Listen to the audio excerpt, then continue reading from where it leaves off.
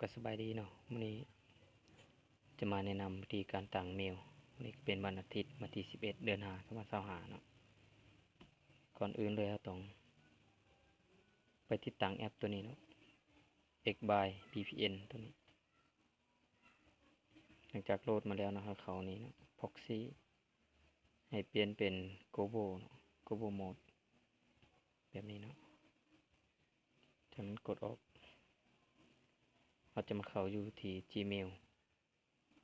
ตัวนี้เป็นโทรศัพท์รุ่นเก่าเนาะ Oppo A53 เนาะรุ่นเก่าแล้วถ้าเราบ่ตั้งแอป VPN นั้นมันจะได้อยู่แต่3เมลเนาะมือหนึ่งแบบบ่เด้งเนาะเนี่ยจะเข้ามาเพิ่มบัญชีเกินจะช้าหน่อยนึงโทรศัพท์นี่มันเก่าแล้วเสียดหน้าจอ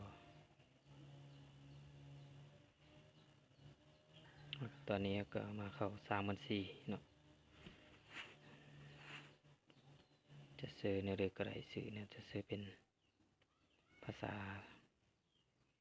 ลาวภาษาไทยก็ได้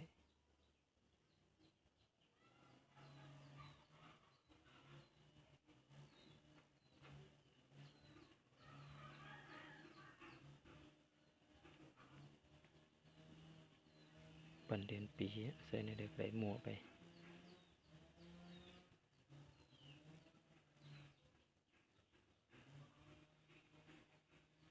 นี่มันจะมี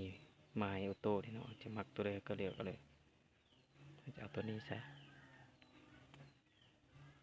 ใส่รหัสบัดนี้ใส่รหัสผ่านเนาะ